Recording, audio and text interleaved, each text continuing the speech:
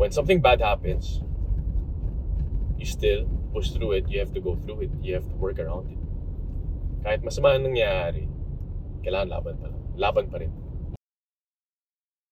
What's up guys, I'm Kyle Jimenez and welcome to my first documentary dito sa YouTube. So you might wanna stay a little while and yeah. I'm Kyle Jimenez, 21 years old, third year college na. At ayun, I'm just a kid with a big dreams. And ayun, marami akong gustong tuparin na pangarap lalo sa larangan ng basketball. Gusto kong maging pro someday. Pero ayun nga, hindi man tayo makalaro ng college ball or hindi tayo nakalaro ng college ball na matagal natin pinapangarap na makatungtong ng NC or UAP. Pero andito tayo ngayon, gumagawa tayo ng documentary, gumagawa tayo ng video sa TikTok, sa Facebook. Tumutulong tayo sa mga batang athletes or sa mga aspiring athletes pa. Sa una, hindi ko inaakala na hahantong ako sa ganito. And hindi ko talaga expected na magiging ganito yung suporta sa akin. Gusto kong gawin tong documentary na to kasama si Al Francis. And so maraming salamat sa suporta nyo. Ayun nga, hindi man natupad yung pangarap ko maglaro ng college ball. Pero alam ko na marami pang will si Lord para sa akin. And alam ko may nakatakda pa na para sa akin. Ayun, di ba nga sabi nila, kung may hindi man natupad na pangarap mo, ibig sabihin may mas matinding plano pa sa'yo si Lord. Pero ayun guys, tuloy-tuloy ko pa rin itong pangarap ko na to. Alam ko mahirap pero syempre pagkatrabahuan natin lahat to. And gusto ko lang magpasalamat sa lahat, sa pamilya ko. Syempre unang-una sa nanay ko, sa tatay ko sa taas, kila tito, sa mga kuya ko, sa kapatid ko. And yun, maraming salamat din sa mga naging coach ko. From junior high school to senior high school, alam nila kung sino kayo. Kay Coach Kit, maraming salamat. And ayun, alam ko guys, alam ko malayo pa pero malayo na.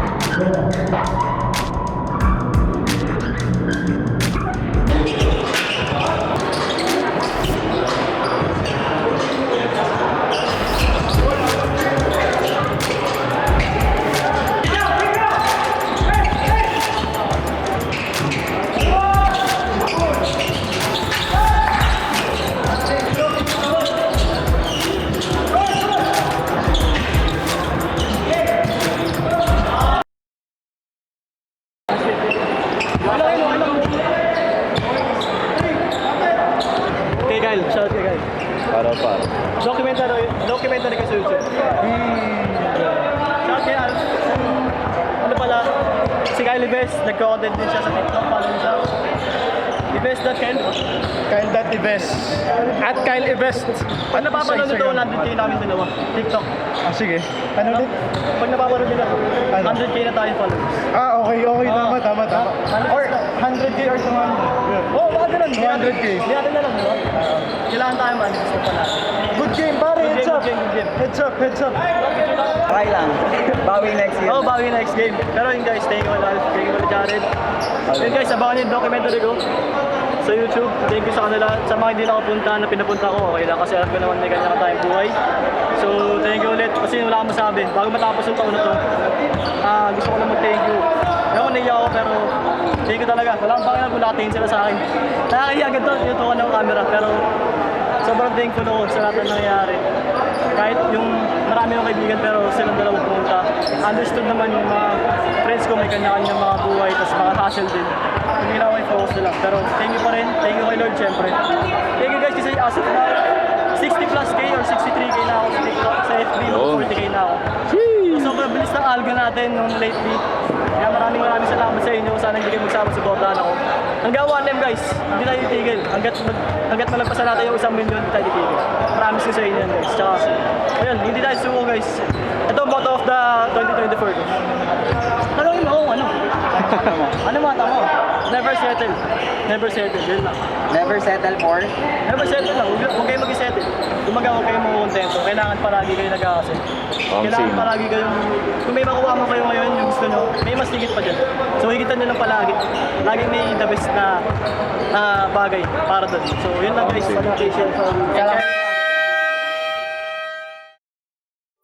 Ginawa ko tong documentary na to para magkwento lang ng bahagya sa buhay ko kung ano mga ginagawa ko. And ayun. Siyempre, akala kasi ng lahat or akala ng iba, puro basketball lang ako, puro video contents. Pero hindi nila alam yung mga ginagawa ko behind the camera. Pero yun, pagising ko sa umaga, susulat ako sa planner ko, ano mga plano ko. And nag-gym ako, after ng gym, kakain ako. And after ng kain ko, pupunta na ako ng school para pumasok. And then after school, syempre maglalaro ako, mag-training ako. Or kung may liga, maglalaro ako ng liga. And ayun lang yung buhay ko, yun ang routine ko. Tapos pag uwi ko, mag-edit ako ng onte, gawa ako ng assignments. And mag-upload ako ng videos everyday. So, ayun, gusto ko lang magpasalamat. And gusto kong, bago matapos tong taon na to, 2023, alam ko marami pang paparating. And magiging active ako lalo sa YouTube channel ko na to. And ayun, siguro kung napapanood naman to, siguro manifesting na 100k plus followers na ako. Maraming salamat ulit kay Al Francis, talagang possible tong documentary na to. At maraming salamat din sa mga kaibigan ko, sa mga naniniwala, and sa mga naging parte ng buhay ko. Maraming salamat sa inyo. Ayun, dati naman, hindi ko alam na pupunta ako sa ganitong sitwasyon.